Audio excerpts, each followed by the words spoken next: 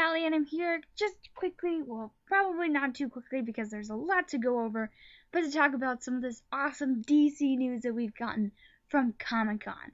First off the bat, I want to talk about these really epic statue figures and figurines of the Justice League. A lot of them are just kind of costumes, but there's a full Batmobile. There's a great look of Superman, which is really awesome because we haven't really gotten a lot of good looks of Superman and what he's going to look like in Justice League. I'm hoping that changes soon with a look at him at the trailers. I know a lot of people are like, no, don't show us Superman, but I'm more of a person like, don't show me Darkseid and don't show me Steppenwolf, but definitely show me Superman. I want to make sure he's in this movie. I know we've seen him in the behind-the-scenes featurette, but I want to see him in the trailer. I'm sorry. Don't at me, but yeah. Anyway, so this is really cool. I love this stuff. I love to see a closer look at Batman's tactical suit, so that's really, really awesome. And again, I just want to talk emphasis about this is completely DC news in this video. I was going to do Marvel and DC, but there's literally been nothing on the Marvel side other than a Defenders trailer, which I don't think that's linked to Comic-Con, other than it just happened to release on the day Comic-Con started, but the Defenders aren't actually doing a panel today, as far as I know. So yeah, I don't know how that happened, and plus it hasn't really officially been released by Netflix.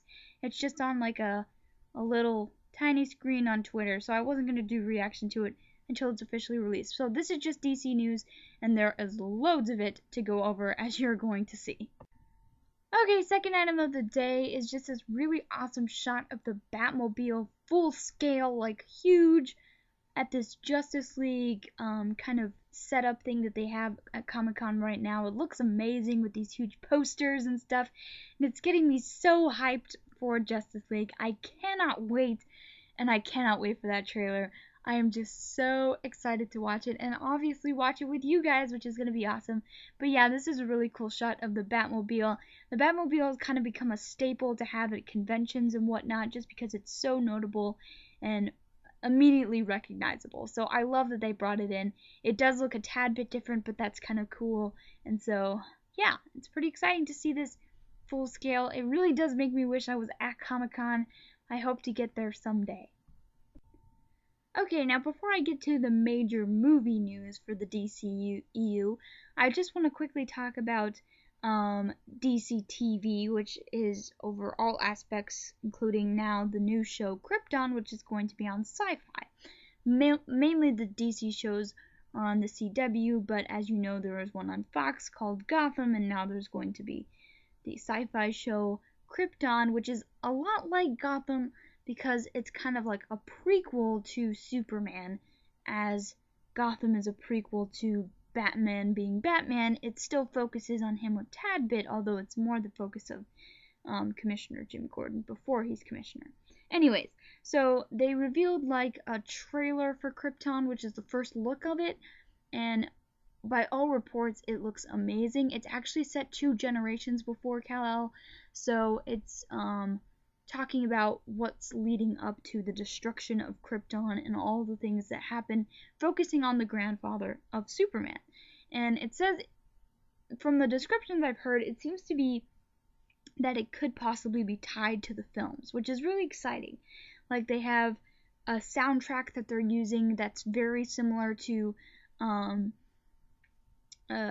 Zimmer's track for Superman, and also the S is very similar. It looks the same as in the movies and whatnot, which you know is the symbol for hope as described by Superman in Man of Steel. So it's very exciting to hear that, and I really do hope it is tied to the movies. We haven't gotten that yet with the DC TV shows so far, so it'd be really cool to see if they decided to do that. There was rumors that they were going to do some HBO shows because Warner Brothers owns HBO, and they were going to tie the HBO shows to the DCEU universe to the movies. And that would make a lot of sense because HBO is on a higher scale and whatnot, and it would just be better than tying CW budget shows to their movies. So yeah, if they did that, that would make a lot of sense. But I think they might do this one with the Sci-Fi Channel, and it would be really cool if they did.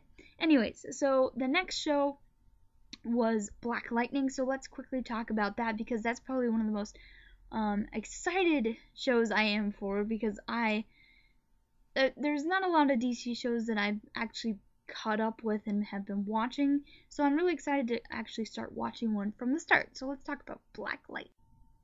So again, from all accounts of people who have seen it, because the footage has not been released from Krypton or from Black Lightning, people were really impressed by it. So that's really exciting to hear. I'm excited about that. Greg Berlanti, I believe, is the man who's behind all the DC CW shows, and he just really seems to know what he's doing by building up this DC universe on the CW. Now, I know some people are not a fan of it because the budget's not the best and whatnot, but I'm a fan of it because I know what it is and I can enjoy it for what it is, and I think it does a good job with the budget that it has. And so like I said before, I'm really excited about Black Lightning and see how it does. I hope it does really well. I'm excited to actually start watching a DC show from the beginning. I did that with Gotham, but I've kind of lost track of Gotham. I tried to catch up before this recent season, and I kind of did, but I lost track again when it took that break after that huge like Joker and Batman thing. I watched that part, but didn't watch anything after that. So anyways, I can't wait to start watching Black Lightning, and I'm excited to see that people were impressed with its footage reveal, so that's really awesome. Okay, now on to the most juiciest information from Comic-Con that we've gotten. Well, I don't really necessarily want to say it's from Comic-Con, it's just news that have come in time with Comic-Con, basically, in tandem. And it's the news that Shazam is actually the movie that's going to be going into filming after Aquaman. Surprise, surprise, surprise. It's not the Batman. We all know that they're actually doing a rewrite of that. It's not the Flash. It's not Green Lantern Corps. It's going to be Shazam. Now, at first when I heard this, I was like, are you kidding me?